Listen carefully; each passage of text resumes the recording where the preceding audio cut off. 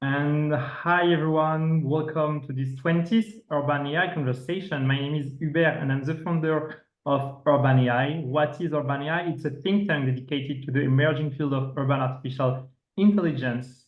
And as part of this think tank, we are regularly organizing events, Urban AI conversations such as this one, during which Urban AI members can present their latest project, research, or as it is the case today, book.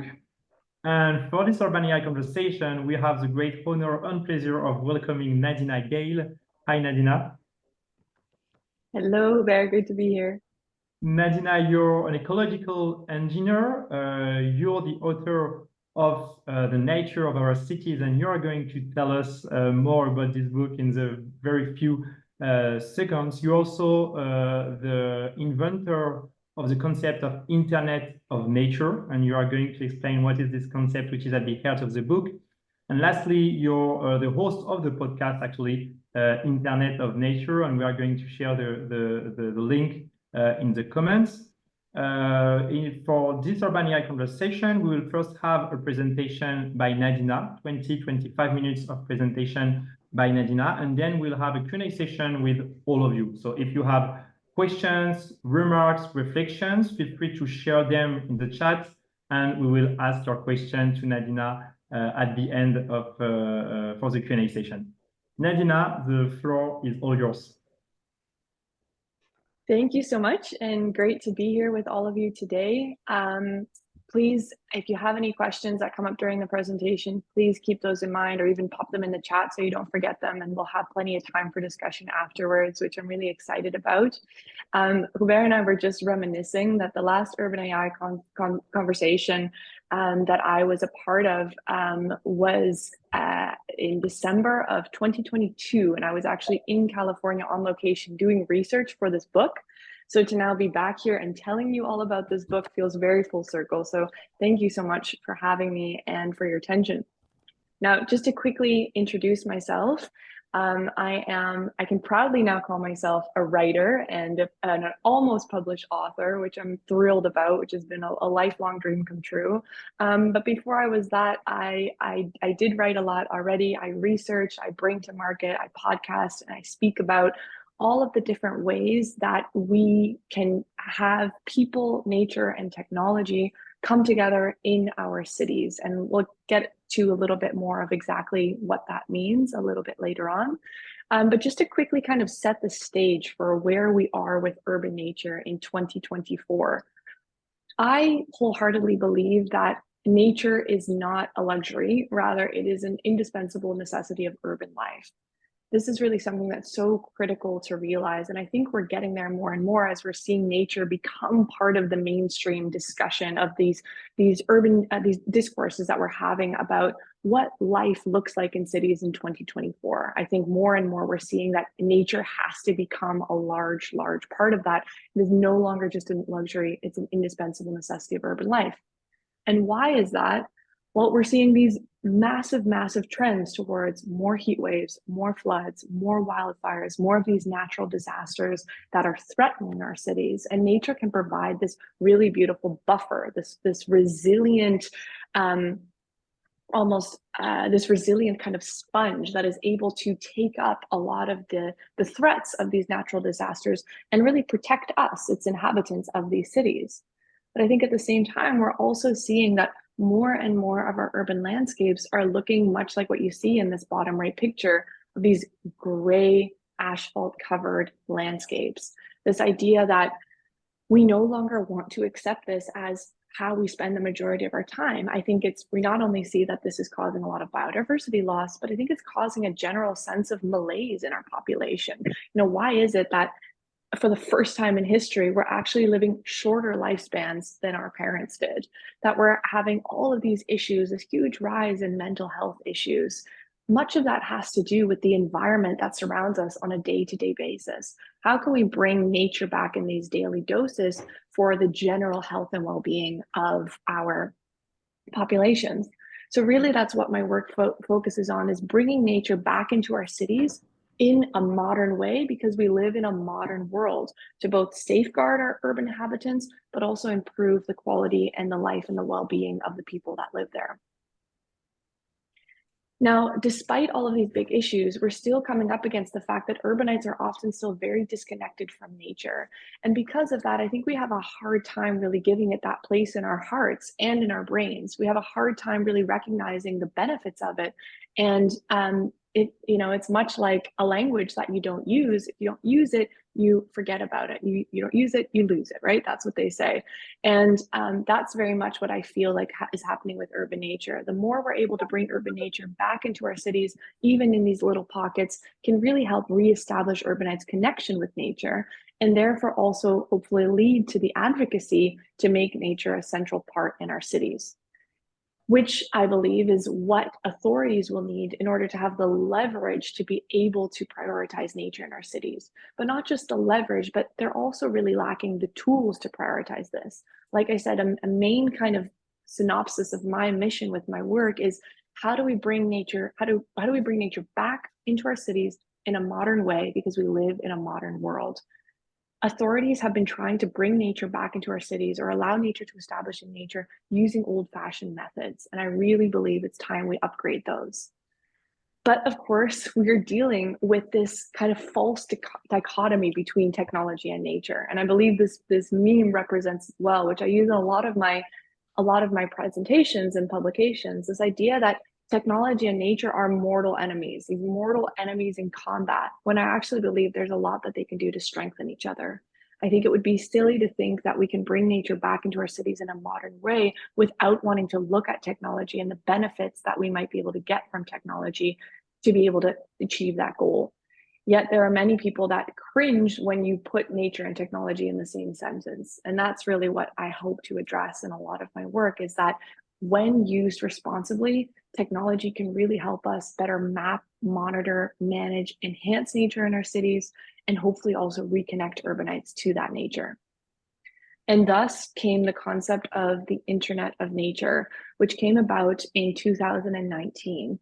It came about because I was near the tail end of my PhD, and I was asked to present a TEDx talk.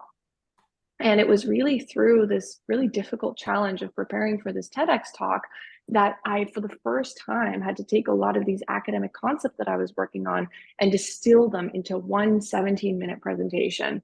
And it was during the preparation for that presentation that I realized all of this work that I'd been working on, it needed a name. It needed a name to cover really this umbrella of technologies and people that I was coming up against. And I called it Internet of Nature because, well, one, as you all know, as Urban AI members and affiliates, the Internet of Things is, of course, one of the most ubiquitous technologies that we have within the smart city movement. So it's a little bit of a tongue-in-cheek reference to that. Using digital means similar to Internet of Things, but also a whole host of other technologies to bring nature online, to allow us to be able to better map, monitor, and manage nature in our cities. But it's also a bit of a reference to the fact that nature itself has its own version of the internet. There is a biological communication network that exists underneath our feet, where trees and plants and living organisms are in contact with one another. It almost is, as Dr. Suzanne Simard put it in 1999, the wood wide web. This idea that nature has its own kind of communication network. And of course, you could argue that much of this communication network has been disrupted in cities. So can we use man-made's version of technology to plug into that network to hopefully give nature its rightful place in our cities? Now, when I came up with the Internet of Nature, I realized that despite all of this really exciting academic research, I wanted to do more to bring all of this work into the mainstream. And one of the first forays into that mission was starting a podcast. And that podcast is called the Internet of Nature podcast. I've done 5 seasons of it, so 50 episodes. And then I also did a live season, which was 3 video episodes when I was traveling and researching in New York City. So 53 episodes in total of what I believe is most important, which I'll introduce you to later, the people at the heart of this movement, the innovators and the practitioners at the heart of this movement. These are city officials, arborists, ecologists, computer engineers, machine learning engineers, plant physiologists, tree technicians, people that were frustrated with an urban nature issue and that looked to technology as a possible solution to that. not because the technology was bright and shiny and it was the new fun thing to do, but because they had a real problem and technology was able to solve it for them and have a real impact on the communities that they were trying to serve. And it was through doing this podcast and talking to all of these incredibly inspiring people that I realized there is more than enough here for a book. And that's really what ultimately led me to writing a proposal for the book, securing an agent, ultimately getting a book deal with HarperCollins, which is leading to The Nature of Our Cities. And The Nature of Our Cities really dives into, as I mentioned before, the heart of this movement, the heart of the Internet of Nature, which are its people, the people who are frustrated with an issue in urban nature and look to technology as a potential solution, and not the ins and outs of how that technology worked. There's a time and place for that, but because I really, really, really want to get these issues into the mainstream and into the public discourse, it's very much about, it's less about the technology and it's more about how that problem was solved and how that impacted communities and how that might scale to do that more in the future. It comes out on June 18th, and it is a nonfiction book. It falls under the category of popular science, but it is written like a fiction. There is a ton of dialogue. It's me on my own personal journey. It's interviews that I have with people. It's me describing scenes that I've been in. And I got the opportunity to travel to many different places to report on this book, which is an absolute privilege and honor to be able to have people share these stories, many of which they'd never shared to anyone else before.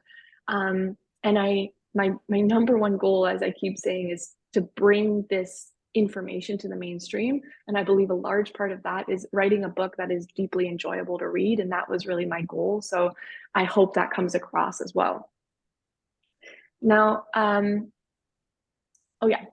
many lovely people have said lovely things about the book. So Dan Buettner, who you might know, who wrote the Blue Zones, which are these areas, these 5, now I believe 6 different areas around the world where people live to be 100 and more. He wrote some kind things about the book, as did the founder and CEO of Outside Interactive, that owns Outside Magazine, as well as the best-selling author of The Comfort Crisis and Scarcity Brain, 2 books which I highly recommend, written by Michael Easter. And I'm really proud of these endorsements because I've had also lovely people from within our discipline that have also said lovely things about our book. But what really excites me about this is that these are best-selling authors in their own right. They write about more mainstream issues, and to have them say these kind of things about the book really hopefully proves that we're on our way to meet that mission. Now, the book is divided into 9 different chapters, and it also has a prologue and an epilogue in which I describe what a city without nature looks like, and end with an epilogue about what a city with a lot of nature might look like. And each chapter really delves into a different urban issue. So whether that is resource mismanagement, extreme heat, wildfires, flooding, biodiversity, mental health, longevity, and one that is really close to my heart, children's disconnection with nature, and how we might actually use these tools to reinstate children's inherent and intrinsic connection with nature. And I want to spend the rest of the time that we have together during this presentation to introduce you to some of the characters that you might meet within the pages of this book, as a little bit of a tease of what you might find within its pages. And the first person is Sonia Kastner. And for anyone that read the blog that was accompanying this Urban AI conversation, you have already met Sonia, as I briefly described in that blog. Sonia Kastner founded a company called Pano AI. And what Pano AI is a whole network of 360-degree cameras that are constantly monitoring areas typically outside of cities, in fact, scanning highly remote areas. And you might wonder, why would a camera system that is scanning for wildfire smoke in highly remote areas be relevant to cities and communities? As of course, we're focused on urban AI here. Well, I would argue this is where the vast majority of disastrous, catastrophic wildfires start. They not only start there, they're hard to know that they started there because of the sheer mass and size of these areas and because of how remote they are. What the Pano AI cameras do is they continuously monitor this area, and they're able to use their machine learning algorithms to actually detect smoke. Now, the thing that is so interesting about this is that what they found is that the Pano AI cameras that are detecting smoke often do so before a 911 call has ever even been made to report that smoke. And that is so crucial because being able to find out and act on a wildfire within minutes of it being ignited is critical to ensuring that it doesn't become the huge catastrophic wildfires that we've seen. And we're seeing this more and more as the summers become drier, as there's more brush, as there is an increased risk of these wildfires. These areas become like tinder boxes, and being able to identify the smoke before it erupts into these massive catastrophic no longer unable to control the wildfires have been truly life-saving. This system is now being used by PG&E, which is the Pacific Gas and Electric Company in California, which took and bore most of the responsibility and brunt of many of the catastrophic wildfires that happen in California. I get into the details of wildfire and why it's such a complex and nuanced issue in chapter 4 of the book, which is actually one of the longest chapters in the book, simply because it is such a complicated and nuanced issue. And this is one of the technologies that I think I'm most excited about in this area, because it allows people to have a fighting chance at attacking these wildfires before they become catastrophic. And it's already been proven helpful as just having that simple metric of these fires are identified before that 911 call is even made. Allison Young. Allison Young is a character that comes up in 2 chapters of the book, both in the biodiversity chapter and in the kids chapter. And the reason why is I think that she does a lot to bridge these 2 worlds. Allison Young is the community science director at the California Academy of Sciences, and together with Lila Higgins at the Natural History Museum of Los Angeles, they co-founded the City Nature Challenge. And they did so in Los Angeles and San Francisco, where these 2 institutions are based. Initially, it was supposed to be this fun competition, this kind of friendly rivalry between San Francisco and Los Angeles. Being able to use iNaturalist, which is a flora and fauna identification app, to identify as many species as possible within the span of 4 days. And they called that the City Nature Challenge. It was founded in 2016. The City Nature Challenge of 2024 just passed at the end of April. It was the 9th annual City Nature Challenge that was started. And what started as a friendly competition, rivalry really, between 2 cities in the States has now grown to be a worldwide phenomenon of 700 cities taking part, over 700 cities taking part. This past year, over 2.5 million observations were made. Nearly 80,000 people across the world participated. And essentially how it works is really simple. You download the app iNaturalist on your phone, you go out in nature within your city limits, you observe nature, you take a photo of it, and you upload it to iNaturalist. The connection with AI is that artificial intelligence is really at the heart of how they do the species identification. So this is just a screenshot of how that might look like in the app. You take a photo of your bird, we're pretty sure it's in this genius, we're pretty sure it's these top species suggestions. You make that, unless you know better yourself, you're a bird expert and you're like, no AI, you're wrong, it's this. You choose that, what the AI says that it is. And then there's an entire community of specialized, both amateur and scientist naturalists that go through and make these identifications. So every year the City Nature Challenge happens, the algorithm gets stronger. And what's incredible is that this City Nature Challenge has spread to some of the most biodiverse regions in the world where there were very, very, very little biodiversity records. And every year that they take part, these records get better, the algorithms get smarter, and they're able to do more identifications. So, for example, this is me 3 weeks ago in La Paz, which is the largest, not the capital, but the largest city in Bolivia. La Paz has won the City Nature Challenge for the past 3 years. And I was there on assignment with National Geographic to spend the week there making a documentary about this incredible, incredible feat. This story is also featured in the book, but I was able to go into it more detail in this documentary, which will hopefully come out by the end of the year. What's incredible about La Paz is Bolivia is one of the most biodiverse countries in the world that nobody knows about. Nobody knows just how much biodiversity is within the Bolivian boundaries. And of course, Bolivia has part of the Amazon on it, which we know is an incredibly biodiverse place, but even some of the most urbanized areas of Bolivia are some of the most biodiverse that you'll see across the world. In fact, the second runner-up this year was San Antonio, Texas, in the City Nature Challenge. La Paz got twice as many observations and twice as many species identified as San Antonio, just to give you an idea of just how biodiverse it is. And the reason why they're able to win every year is because they get every single high school, middle school, and university involved. This is me with a middle school student, Olga, she's 12 years old, and participating in this challenge. And it's fantastic for so many different reasons. One, it's a way to use urban AI for good, being able to use the incredible capabilities of artificial intelligence and being able to use it for these biodiversity surveys, which would be impossible for any scientist or amateur naturalist to do alone. The second is that you're getting kids, high schoolers, screen-addicted teenagers, university students involved in getting out into their communities, getting them outside and doing something that they might never have done before, namely opening their eyes and seeing all this incredible biodiversity and nature that they have around them within their city limits.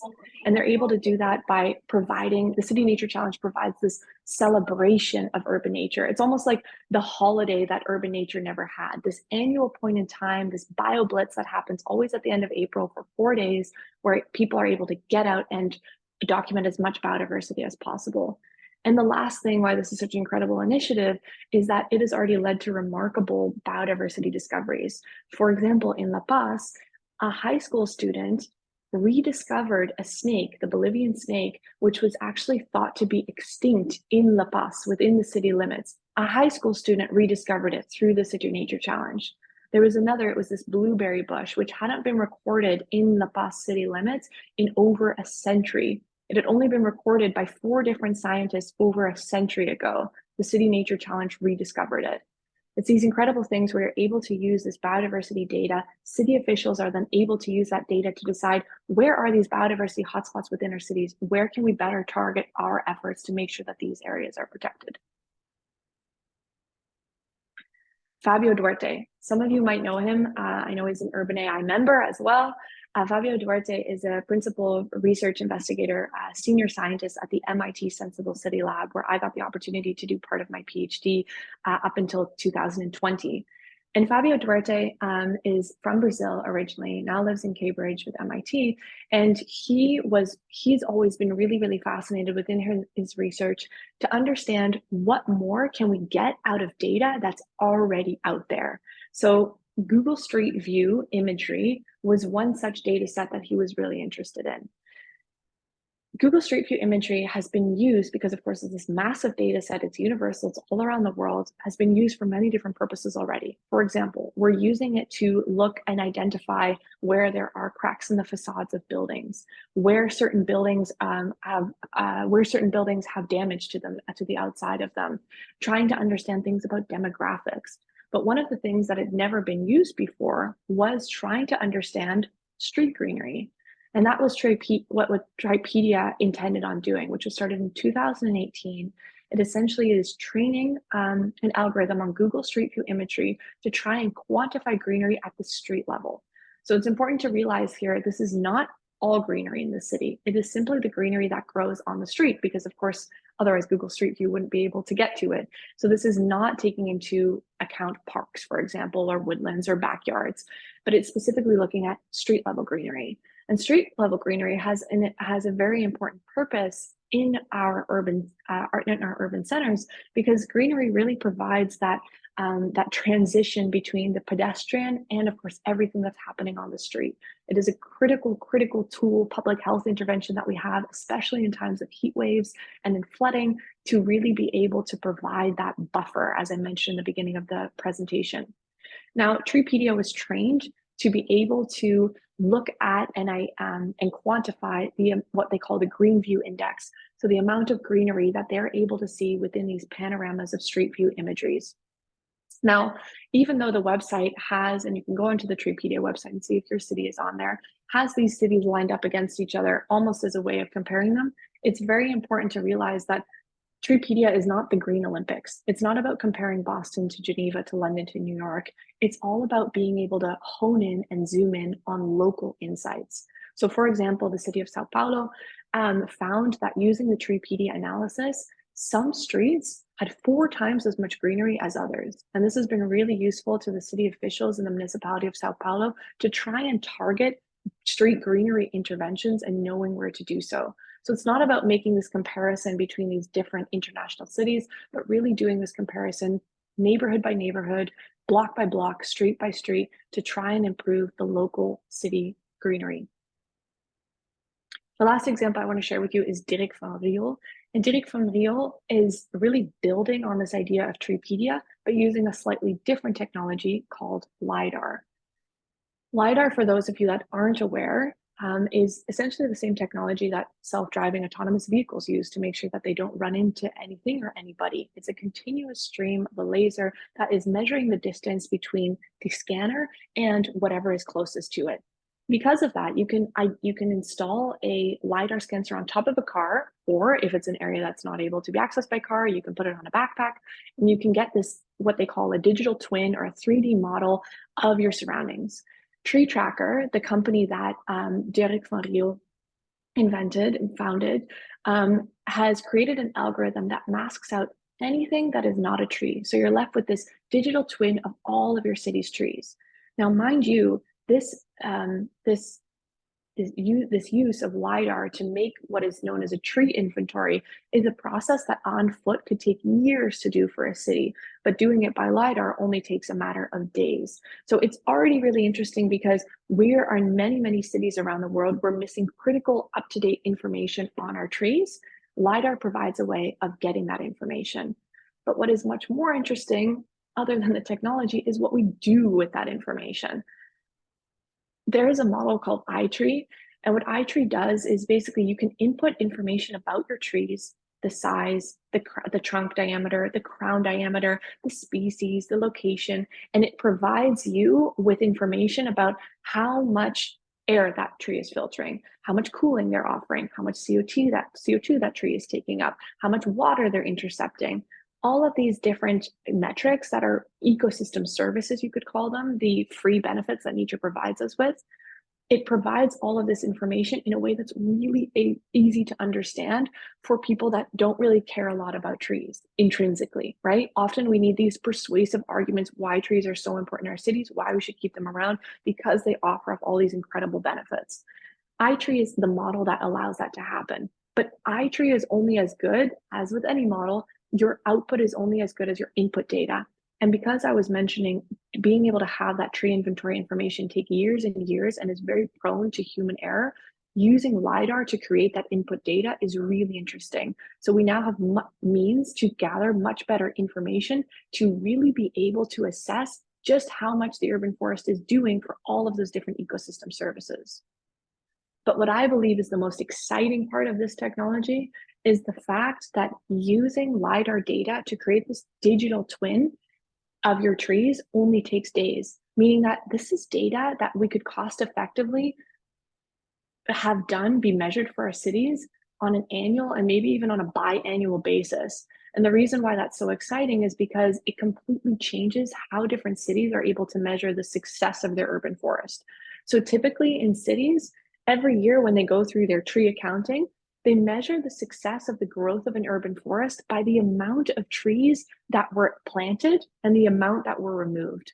But of course, this gives a completely skewed idea of what's going on with the urban forest because the trees that were removed were likely big, tall, mature trees. And the trees that were planted are these tiny little seedlings. So on paper, it looks like, well, you know, we only removed 10 trees and we added 100. And on paper, you might think, yeah, that sounds like a great year for urban forestry. But it gives a completely skewed idea because actually you lost an incredible amount of biomass and you were able to add just a tiny bit of biomass and therefore remove a lot of these ecosystem services.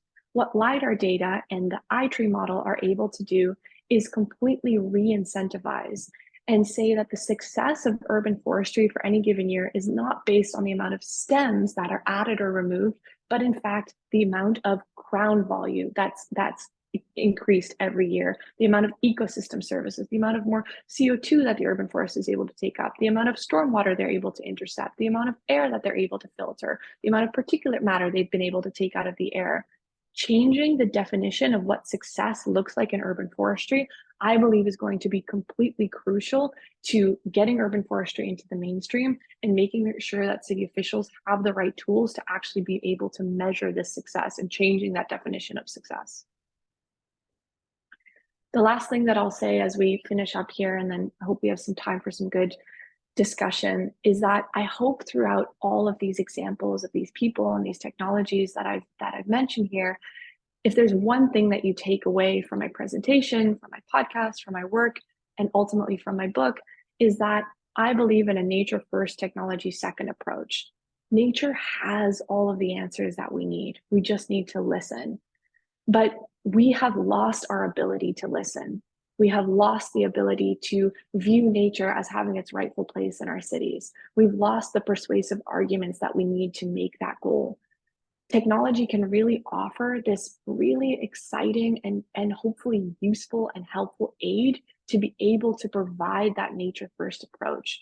Technology is simply a means that I think we'd be foolish not to use to be able to achieve this nature first, these nature rich cities that I believe all our communities want and need as we move forward into the 21st century.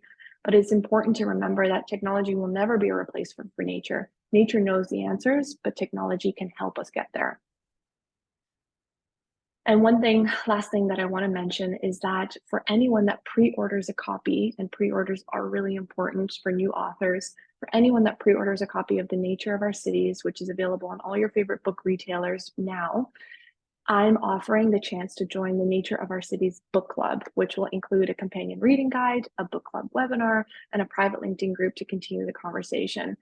I think this is really incredible and important to the urban AI community, especially because one of the main reasons why I started a lot of this work is that I felt like in the smart city movement, we have become so excited about the technologies that are helping us increase our mobility, increase our quality of life, help us with waste management, our lighting, our democratic systems in our cities. But oftentimes the smart city movement has forgotten about urban nature, the very foundation on which our cities are built. Without that foundation, we have nothing. Our cities become inherently unlivable. So if this is something that interests you, and if I've excited you by some of the examples and the people that I've mentioned here, I would invite you to join us for the Nature of Our Cities book club. Simply just send me your proof of purchase to my email address, nadina@nadinagalle.com, or on LinkedIn before June 18th, and I'll have you join our book club. Thank you so much for your attention, and I look forward to the discussion. Thank you. Thanks a lot, Nadina, for this fascinating and dense presentation. That's definitely an invitation to better learn about the concept of Internet of Nature and read the nature of our cities. It's now the time for the Q&A session. So if you have any questions, feel free to use the chat, or if you want to directly ask your question, to open your micro and ask it to Nadina. And I will actually use a bit of my privilege as a host to ask you maybe the first question, Nadina, because I saw in comments that some of people that are in the audience today from Middle East or from municipalities. So what would be your recommendation from, let's say, municipalities or public organizations, urban organizations that want to use your approach, maybe more specifically to fight climate change or to adapt to climate change consequences, because we know that nature can be very useful. I'm not a huge fan of using this term for the nature, but can be very, very appropriate. So what would be your recommendations to this stakeholders? Yeah, I think it's interesting. What I see a lot going wrong in the climate change discussion as it pertains around cities is that we're still very much focused on looking at a circular economy approach of reducing our waste, being able to reduce our emissions, being able to reduce the impact that our industry has on cities. And don't get me wrong, there's a time and place for those discussions. But what I think is difficult about them is, notice the first word that I used to describe all of those. It's all about reduction. And what I like so much about this nature first approach is that nature works from this philosophy of abundance. The more nature we have, the more buffer we have, the more space we have to enjoy, the more mental health and health and well-being benefits that we can enjoy. And I think that is something that I think is really critical in this discussion, because so much of the environmentalism and climate change discussions are about that reduction.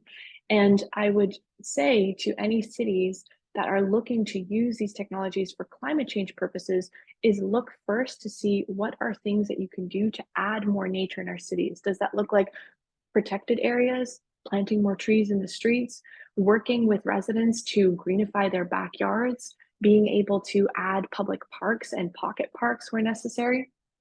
I think that offers a great starting point to then be able to use the technologies to actually know, okay, if we do a full mapping analysis, where are the best places for us to intervene? Where are the places that the city needs it the most? Where are they struggling most with heat waves and flooding, for example? And then technologies in the field. Can we use things like state-of-the-art soil sensors to make sure that trees that are planted are actually being well established and getting enough water and the nutrients that they need, for example? And then using those technologies to actually engage citizens in those newfound nature places so that they're actually using them, so that therefore they care about them more. Because there are studies to show the more time you spend outside exposed to nature, the more likely you are to exhibit pro-environmental behaviors, which I think is really key to the inclusion of all communities and residents in furthering those climate change objectives. So in a nutshell, make sure that discussions that you're having about climate change policy in cities, make sure that there is talk about nature, because that often is a starting point that's not even there yet. And then see what kind of technologies might be able to help supplement that goal. Super interesting. Thanks for that, Nadina. You have, by the way, an invitation to present your book this October in Turin at Oh, fabulous. in the chat from Giacomo, who is the founder of the Utopian Hours Festival, which is actually a really great festival in Italy. I have actually a second question if we do not have others, but yeah, Ariel, please go ahead. Hey, Nadine. Thank you so much for your wonderful talk. I'm sorry I'm without my camera today, but I probably wouldn't be able to compete with an invitation to Turin, but probably will get you to have a talk remotely, at least in our lab at some point. I do have a question about moving beyond the documentation and the observation of what nature is in the city. You talked about a lot of projects and very interesting examples of how we document and how we keep record and kind of follow what is currently happening in the relationship between the built environment and nature. I'm wondering if you have examples or use cases of the technology implemented in the actual intervention step, meaning what can we use in terms of improving the way we implement new nature in the city, or building kind of landscape urbanism that is supporting some of these ideas. So I would love to hear your thoughts about that. Yeah, great question. Thank you. As I said previously to Hubert, I was like, I want to respect the 30 minutes, so I'm not going to load this full of, but actually that was one of the examples that I took out for the sake of time. So thank you for the opportunity to talk about it. There's two that immediately come to mind. One is a company called ClimateSense, which is founded in Melbourne, Australia, and in New York City. There's the co-founder is Joe Glesta, along with Timon McPherson. Timon McPherson really is a force to be reckoned with. He heads up the Urban Ecology Lab at the New School in New York. And Joe Glesta has a lot of experience in using sensor technologies, which I think are really at the core of your question area. So what ClimateSense does is it goes in and it does a baseline measurement of an area where they might have a nature intervention. So they have a baseline of investment, because typically a lot of city councils have the same questions. What is this nature intervention going to mean for the biodiversity in the area? What is it going to mean for flood risk? What is it going to mean for heat waves and temperatures and relative humidity in the air? They take a baseline assessment, and then using a whole host of different sensors like relative humidity, sap flow if they're using trees, temperature sensors, soil moisture sensors, soil life sensors, historical weather data, current weather data, and they look at how that area has changed in terms of those metrics over time. And the reason why I think that's so incredible, because one, it's really twofold. You have the information at your disposal to actually help tweak how you might be managing that intervention, because nature and cities needs management. And two, you're able to have the metrics that you then need to be able to go to investors, taxpayers, whoever you need to be convincing that this is a good idea, and show on paper quantitatively what the impact that it's had. So that's one that immediately comes to mind. The other is just the more widespread adoption of soil sensors when we're establishing newly planted trees. So I'm a huge component of looking, before we get too excited about tree planting initiatives, what can we do in our initial cities to better protect the large trees that we have? There's this incredible, go off on a quick side tangent, there's this incredible study that came out of the KU in Leuven, the Catholic University of Leuven in Belgium. They found that for health benefits, you're better at having on a street one tree that has a massive crown than you are having 10 separate trees that in total have the same biomass as that one tree. So there is incredible benefits to be had with large, huge trees.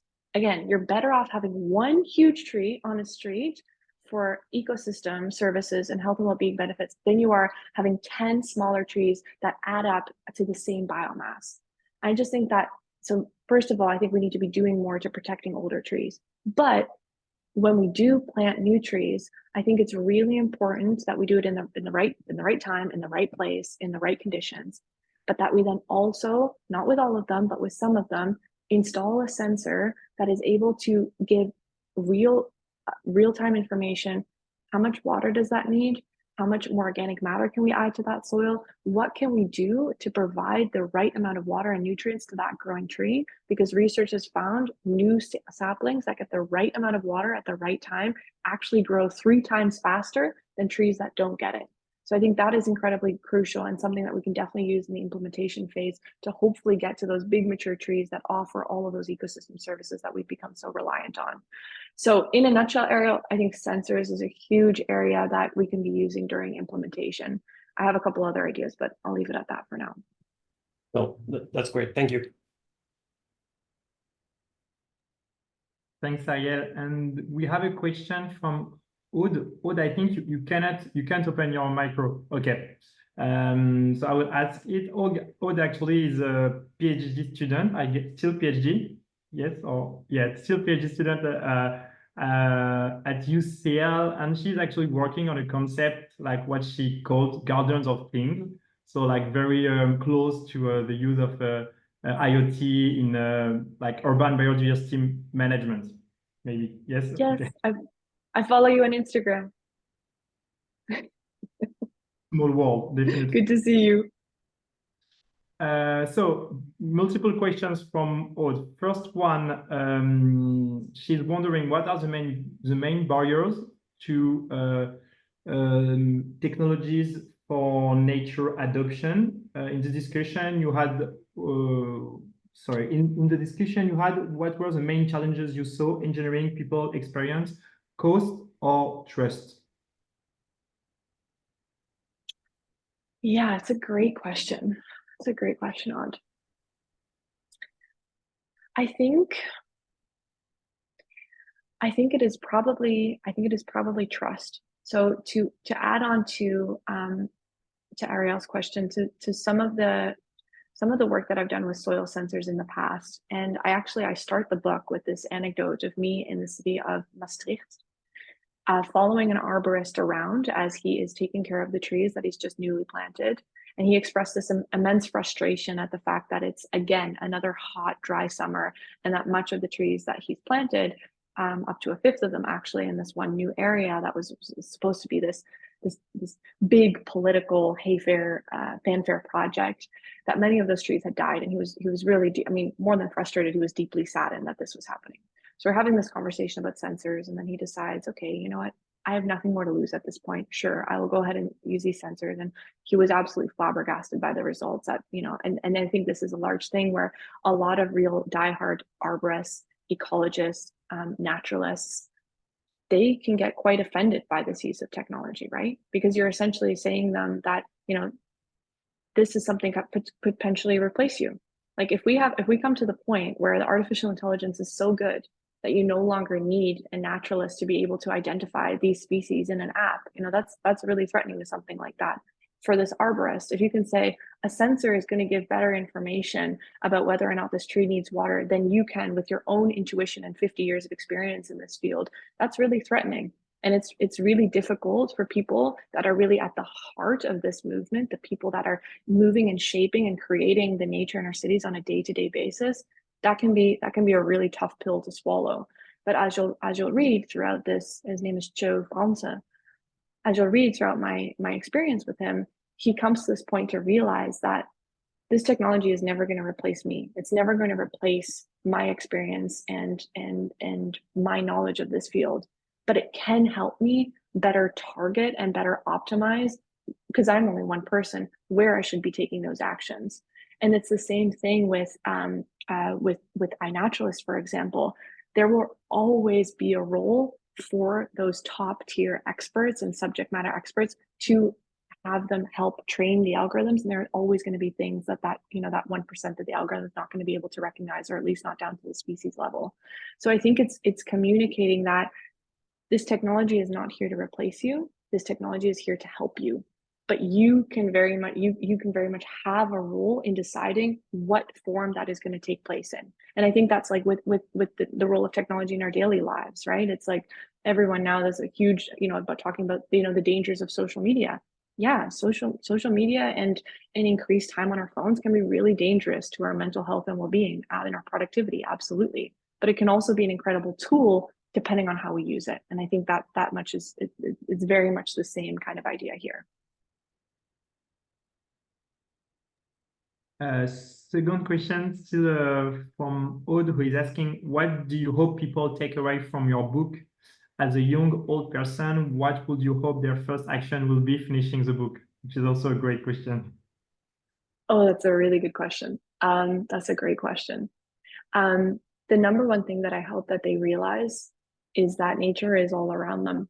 That nature is not something that they need to experience just once a year when they have the opportunity to take a couple of days off and go to a wilderness or a national park. That nature is all around them. We just have to open our eyes and see it. And I hope that the first action is that they step foot outside and they're in some of that urban nature, because ultimately, I believe one of the most persuasive arguments that we have to bring nature back into our cities is through the lens of public health and well-being, through mental health and well-being and our own physical health. That is something that directly impacts all of us.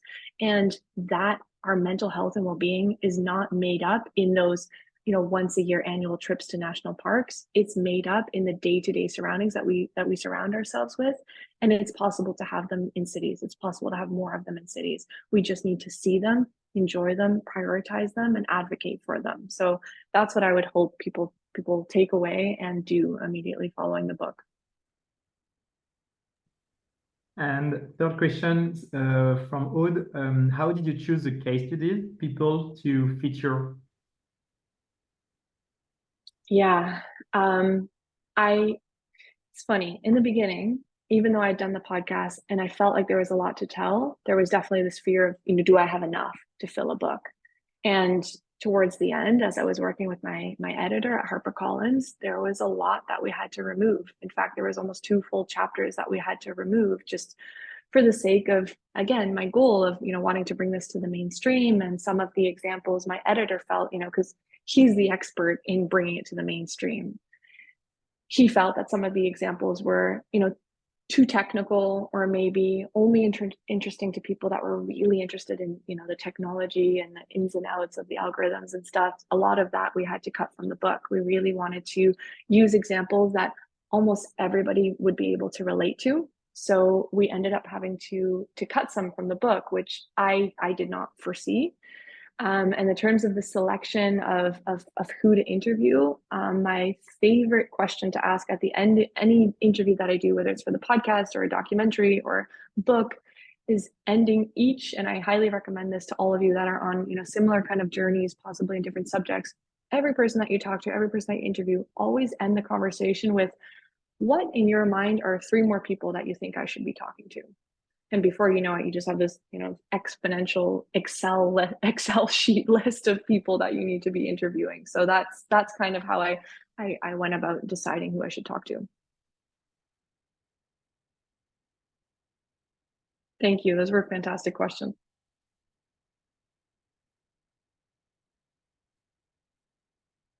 Sorry, I was muted. Thanks a lot, Nadina. And we have a last observation. I think it's again actually an invitation to present your book. Well, this is lovely. That's kind of funny because I just said, ask 3 people I should be talking to, and this is one presentation, and it's led to 3 different speaking invitations. So thank you very much. Perfect, amazing. Maybe we should share your email. So okay, well, yeah, anyone that's interested to just send me an email, and then we can continue the conversation. Amazing. Well, really, thanks a lot, Nadina, for this amazing, as always, presentation, for presenting this fascinating concept and also actually your journey. So in addition of your book, you will release a documentary next year. So we also actually, I'm definitely looking forward to this documentary. The recording of this session will be available on our YouTube channel, and next week we will have the great pleasure of welcoming Carlos Moreno, Caroline Goula Ramos from Aretian, and Federico from Urban Lee for our closing Urban AI conversation dedicated to AI and the 15-minute city. Thanks a lot, Nadina. The link also to purchase your book is also in the chat. So I can only encourage you to go through it, and see you soon. Oh, please. Thank you so much, Aubert. Please put the email contact. Oh, yes, I'll put it in the chat right now. Yes. It's also on the page on the screen, but that is my email. Very easy. Oh, Nadina@nadinapublic.com. okay, oh, thank you. Thank you so much. Bye. Thanks so much, everybody. A pleasure.